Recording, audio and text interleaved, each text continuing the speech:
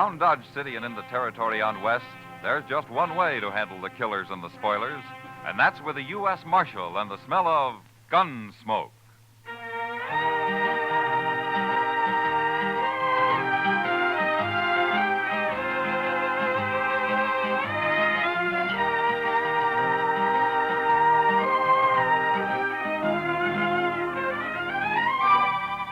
Gunsmoke, starring William Conrad. The story of the violence that moved west with young America. The story of a man who moved with it. Matt Dillon, United States Marshal.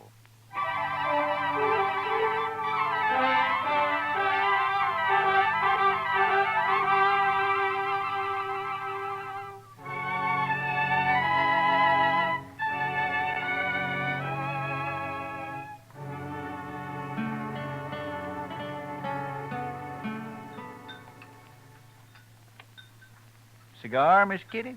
You know I don't smoke in public, Chester. Oh, excuse me. Mr. Dillon? Thanks, Chester. Yeah, I believe I will. You know, for a cowtown restaurant, this place serves the toughest steak I ever ate. Well, you should have had the calf fries, Kitty. Next time, I certainly will. Say, that reminds me. When are we going fishing, Mr. Dillon? You said last week we might take a day off soon. All right. How about now, this afternoon? You mean it? Well, sure. You want to go, Kitty? Oh, thanks, Matt, but there's a new girl at the Texas Trail. I told her I'd help her make a dress today. I'm late now. Huh? Well, I'll have to drop by the office first, Chester. All right. If you want any help eating those fish, let me know. You know how to cook catfish? You bet I do. We'll be around then. Say, Mr. Dillon, look at those men down there by the jail. Huh? Now, what's so curious about a wagon load of buffalo hides, I wonder? Maybe they got a white one. If they have, I want it. See you later, Matt. Chester? So long, Goodbye, Miss Kitty. Kitty.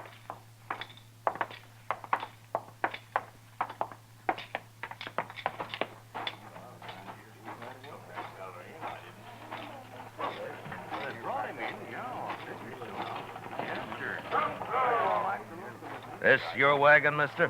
No, Gatliff's. I skinned for him. Oh, what are you doing here? What's the crowd for? Just curious. The other Skinner got hurt, and we brought him into the dock. Oh? What happens? He hurt bad? Bad enough. Gatliff didn't see any sense in bringing him into town at all. Me and the cook, we made him, though. Oh? Here's Gatliff now. Chester, go up to Doc's. Maybe I can help, huh? All right, sir. How is he? Doc will take care of everything, Toby. Never mind that. How is he? Dead. Now, let's drive these hides on down the shed. I want to get them sold and pick up our supplies. Come on. Just a minute, Gatliff. Some other time, Marshal. I'm busy. So am I. But you come into my office anyway. I want to talk to you. All this busy, bothering people. That's my office right over there. You and the cook go get them hides unloaded, Toby. I'll be right along. Yeah.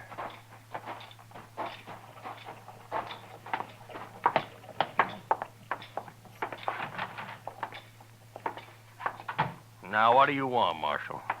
You new around here, Gatliff? Any law in it? It depends. What happened to your Skinner? Billy?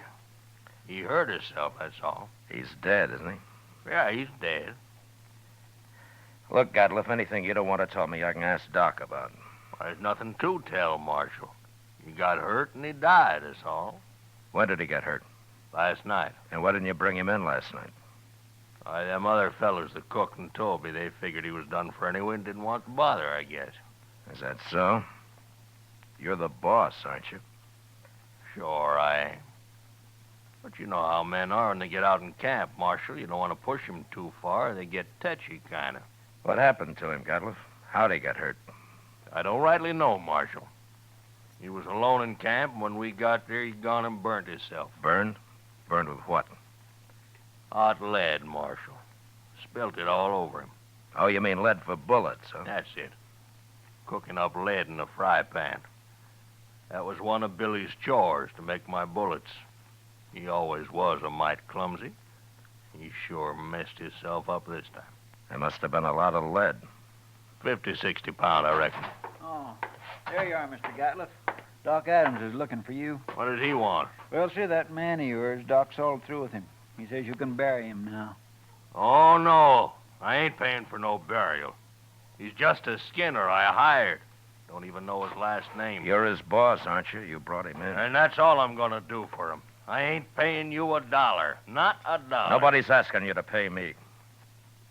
But you can't just leave the man in Doc's office. Somebody's got to bury him. He's just a bum who worked for me. He's not my father. Well, all the stingy Hold it, mean Chester. things I... All right, Gatliff. We'll take care of him. You can go now. He's caused me trouble enough. I don't want to hear any more about him ever. Well, that's about the most unfeeling man I ever did come across. What about that Skinner, Chester? Tell me. Oh, I swear it was terrible, Mr. Dillon. He was burned all over his head and his face and across his chest. Doc said he don't know how that fellow lived as long as he did. Could he talk? Doc told me he couldn't say a word. Well, how do you suppose it happened? Why, hot lead. Had a whole pan full of it, from what I hear. Yeah. 50 or 60 pounds of it. That much?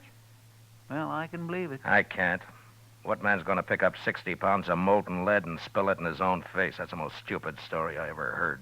Well, say now, I hadn't thought of that. Mr. Dillon, you're right. Of course, there's another way it could have happened. What's that? Somebody could have pushed his face down into it. Oh, my goodness. Who? I don't know. Gatliff, or maybe Toby. You know where Toby went? Well, no, I don't. But him and the cook probably went over to the Alfraganza to drink up their wages. All right. Go do something about burying that man, Chester, will you? I'll be back later. All right, sir. I'll tend to it.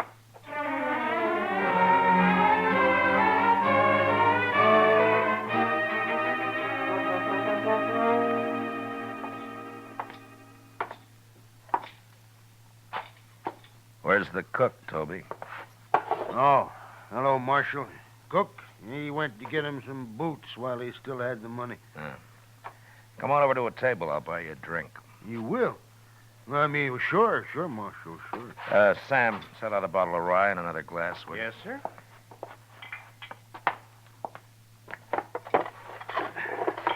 Come on. Yeah.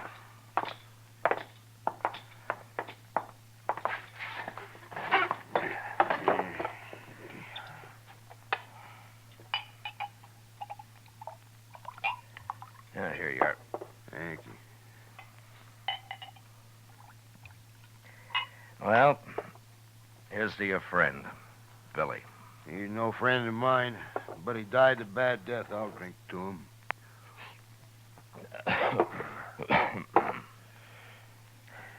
Tell me something, Toby. Hmm? How did he and Gatliff get on? You see Gatliff's eyes, Marshal? Yeah, I did. He's got powder specks shot into them. They look like turkey eggs. Yeah? You don't get on with a man like that. Yeah. Well, why do you work for him, then? Marshal, I get 25 cents a hide, and I can skin over 20 buffalo a day. But I've worked for hunters who couldn't kill enough to keep up with me. Gatliff's a good hunter. And that's the only reason at all I work for him. Now, if he's such a good hunter, how come I've never seen him in Dodge before? And the man's greedy, Marshal. He's downright wicked about money. He figures he can save time and make more money by selling his hides to buyer's agents on the prairie. Yeah. He gets less out there, but he can kill and sell more that way. That Gatliff never stops killing buffalo. He came in with a load of hides today. Just 'cause we made him come in with Billy. And another thing, we've been out 4 months, Marshal. He must owe Billy $800. Oh? Yeah, most hunters would have split that with the crew, but not Gatliff. He like to took my head off when I mentioned Hey, it. want another drink? Oh, yeah, sure. Tell me about the accident, huh? Well, Billy was melting lead in a fry pan, and the way I figured he must have tripped somehow, fallen smack into it, and when we rode in, we found him rolling around on the ground. That's all I know. When who rode in? Me and the cook. The cook skins on days Billy's making bullets. Now, where was Gatliff? Oh, he went in just ahead of us. How long ahead of you? Not long, maybe about 20 minutes. Then he found Billy first, is that it? Yeah, so he did.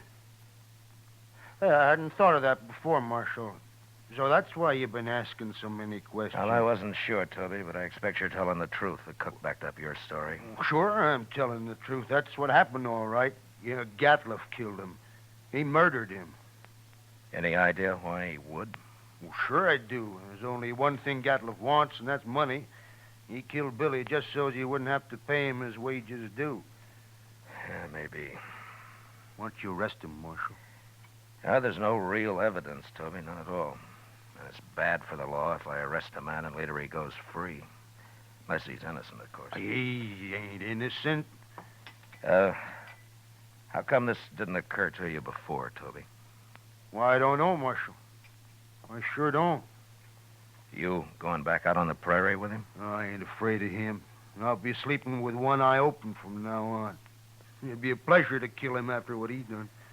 Self-defense, of course, Marshal. Yeah. But if you let on you're suspicious, he'll sure try to kill you. Not me. He can do his killing on somebody else. The cook, maybe? I ain't even gonna tell the cook. Yeah. You'll be leaving in the morning, I suppose.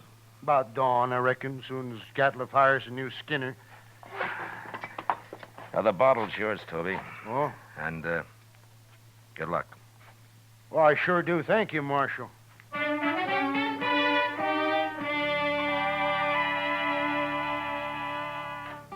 Later in the day, Chester and a couple of other men buried Billy out on the hill.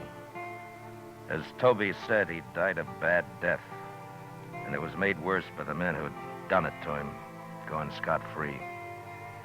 But I figured anybody as greedy as Gatliff would someday overplay his hand, and I hoped I'd be there when he did. The next morning, Chester told me he'd heard that they'd left Dodge. And that afternoon, we went off fishing. When we got back, Kitty cooked up our catch for supper, and she did a real good job of it. That was fine, Miss Kitty, just fine. Anytime, Chester. You catch 'em and I'll cook 'em. Say, do you know how to make antelope stew I've made it. and sourdough biscuits? Of course. Oh, my goodness. Chester, you sound like you're about to propose. Oh, my gracious. No, Mr. Dillon, my. Why, Chester, I always kind of hoped. Oh, I didn't mean. Well, that is. I mean, well, mercy, well, who'd marry me anyway? You ever ask anyone to, Chester? Well, yes, ma'am, once I did. Well, what'd she say? She said she would. She said, yeah.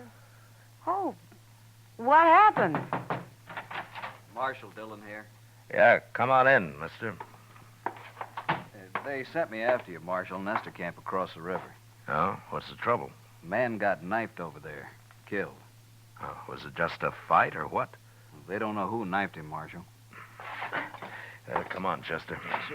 Thanks for the supper, Kitty. Sure, Matt.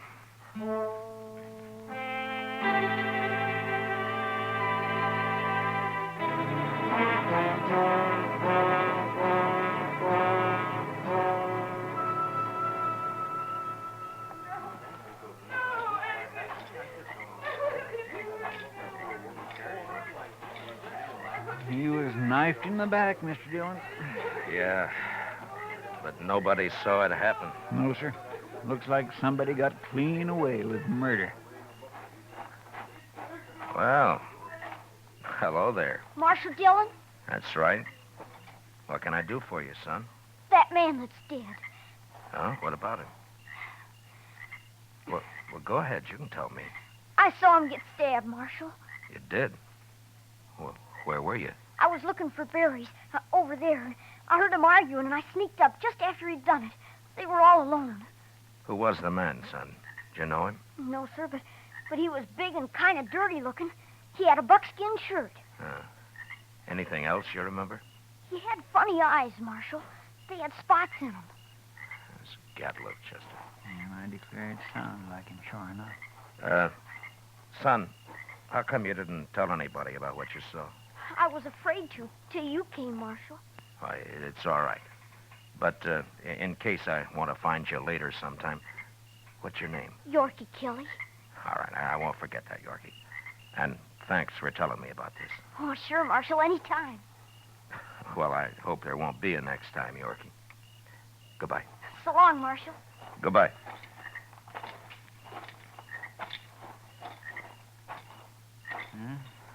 Guess it was Gatliff, all right. Yeah.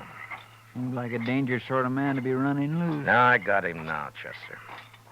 As soon as I find him. I hope so, Mr. Dillon. I certainly do hope so.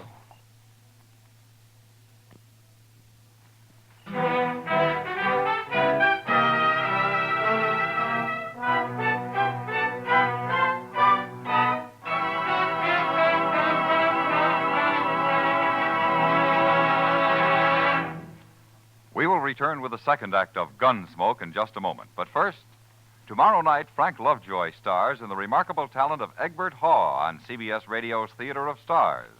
Also tomorrow night, hear Lionel Barrymore on your Hall of Fame Playhouse. Now the second act of Gunsmoke.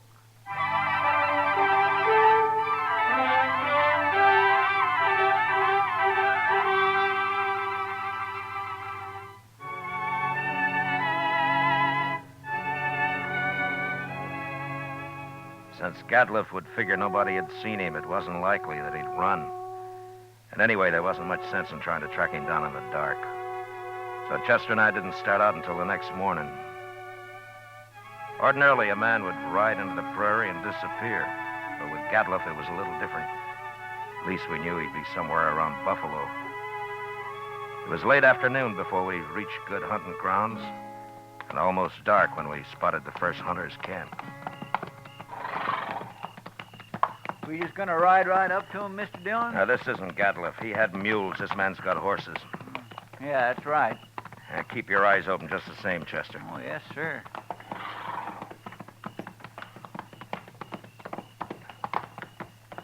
Get down, stranger. Thank you.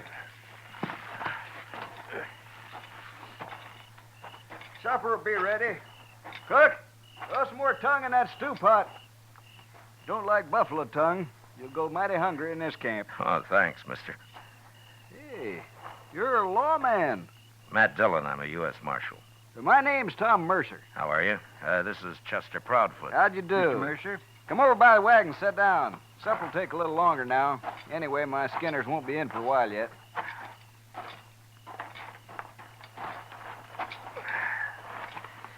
Well, how you doing, Mr. Mercer?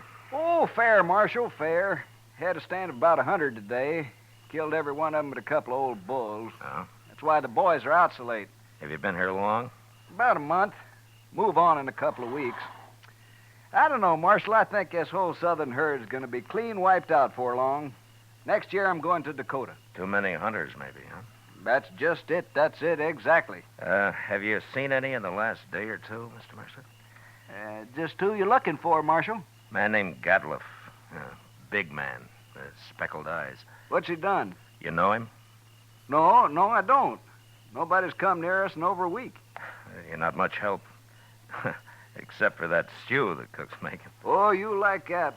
We're having dried apples, too. Oh? I mighty near could eat a buffalo raw, the entire beast. You must be part Indian. Well, no, sir. I've seen one of them eat a whole liver raw. Got propped up against a tree and ate every bit of it and then went sound asleep right there in the sun. He was sure some sight. Where'd you ever get that close to an Indian? Oh, Indians ain't always bad. Take last fall, about 20 of them rode right down into our camp. We thought we was done for, sure, but you know what happened? They were looking for meat, that's all. We let them take what they wanted, they rode away. Just as peaceful like as a man could ask. They're going to get real hungry when the herd's gone. That's so, Marshal. That is surely so. That's what makes them mad. Don't you think that's reason enough? Fella told me a couple of weeks ago he run into a bunch west of here. He was looking for scalps, all right, but good buffalo man with his old Sharps 50 can pick off Indians at 1,500 yards. They're no match for him at all. Not unless they stalk him. Oh, they've done that, sure. Hey, here come my skinners. Let's go get outside some of that stew. Good. All of it. Don't you ever feed this man, Marshal? Only when he works, Mr. Mercer. Oh, now, Mr. Dillon.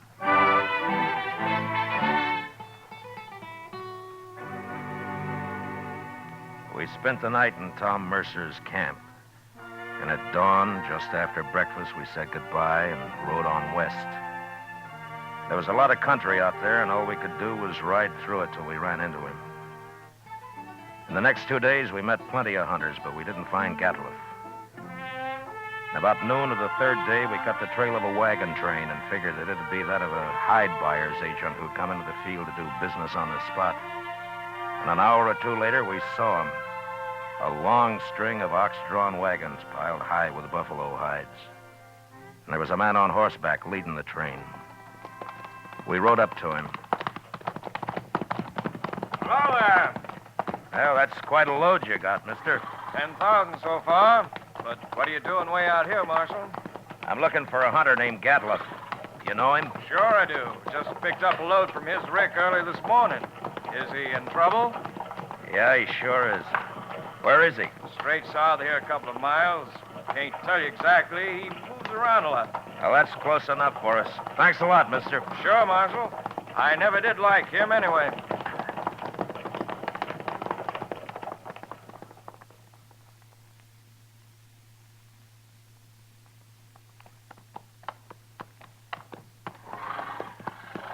There's an empty rick over yonder. That must be it. Yeah, but he's moved his camp. Not far if it was just this morning. Chester, what's that out there? Where? Hey, that looks like a man. Come on. There.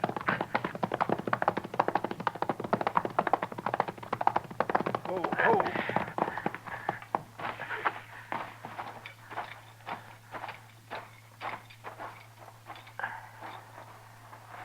Well, Mr. Dillon, it's that Skinner of his. Get some water, Chester. Yes, sir. Toby? Toby, can you hear me? He's been shot. Yes, sir. Here's the water. Yeah. Oh. Toby? It's Marshal Dillon. Give me a drink. Here you are.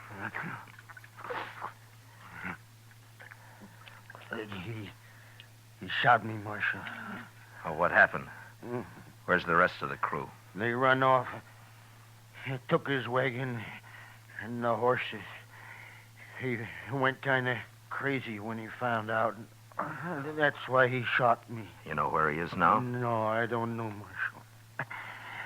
He shot me, and then he said he was going hunting. He's going loco. You're going loco. Now, take it easy, Toby. Take it easy. You'll be all right. I could hear him shooting at Sharps a long time. And then he stopped. Where was he? Which way? Off. Behind me there.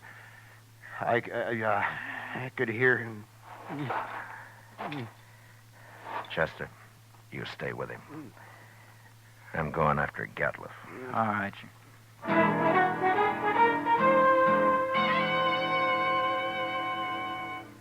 Off in the direction Toby had indicated, there lay a large, isolated hollow surrounded by low ridges. When I reached it, I dismounted, and I crawled up to where I could look down into it. There was no sign of Gatliff, but lying on the prairie floor were the bodies of countless fresh-killed buffalo. It was a strange sight. The old bulls, the cows, the little calves lying there blackening the prairie grass. I got up and stood, looking at it for a long time. And then suddenly, out in the middle, I thought I saw a slight movement. And a second later, there came the familiar boom of a Sharps 50. And I dropped behind a ridge and waited. And then Chester rode up. Have you found him, Mr. Dillon? Yeah. I thought I'd better come along. You see... Toby's dead, is that it? Yes, sir. All right. Well, Gatliff's down there in the middle of the hollow. But we can't get anywhere near him as long as he's got that Sharps rifle. He's killed a small herd of buffalo in there, and now he's lying out in the center of them. Well, that's the darndest thing I ever heard of, Mr. Dillon. He must have gone crazy, just like Toby said. Yeah. What's he shooting at now?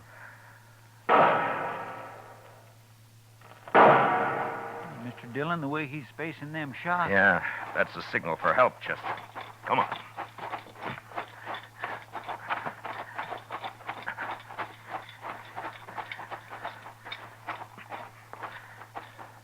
Say, Maybe this is a trap. Be ready to take cover behind one of these animals. It might be.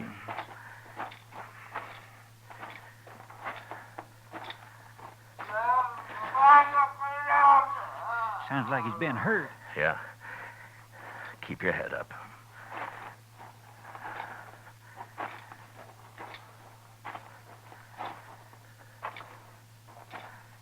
There he is. Behind that big bull. Yeah, I see him. Why, Mr. Dillon, he's all... There have been horses in here. Indians. My goodness. Come on.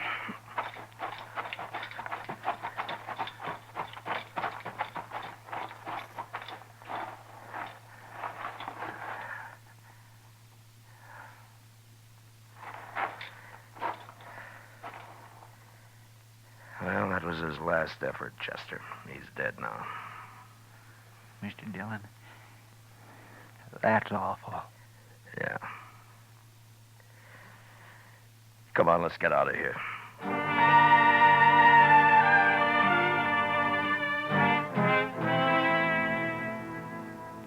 I don't know how the Indians caught Gatliff. He'd gone a little mad, and maybe that made it easy for him. But they finally got themselves a buffalo hunter. And into their unbelievably savage torture of him had gone all the hatred and desperation of a race being slowly starved and driven from their homeland. And then they'd put him there, surrounded by his own bloody slaughter. And they'd gone off with a gesture of contempt, leaving his rifle and his ammunition by his side. And having seen what they did to him, I'll never know how he managed to fire even one of those shots. For all of his evil, Gatliff had died harder than any man I'd ever seen. Chester and I rode back to Dodge. And it was never mentioned between us again.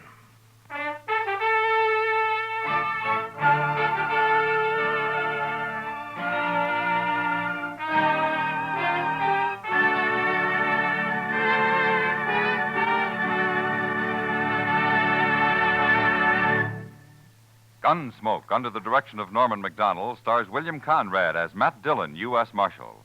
Tonight's story was especially written for Gunsmoke by John Meston, with music composed and conducted by Rex Corey. Featured in the cast were Lawrence Dobkin, John Daner, Harry Bartell, Richard Beals, and William Euler. Parley Bear is Chester, and Georgia Ellis is Kitty. Gunsmoke is heard by our troops overseas through the facilities of the Armed Forces Radio Service. Join us again next week as Matt Dillon, U.S. Marshal, fights to bring law and order out of the wild violence of the West in Gunsmoke.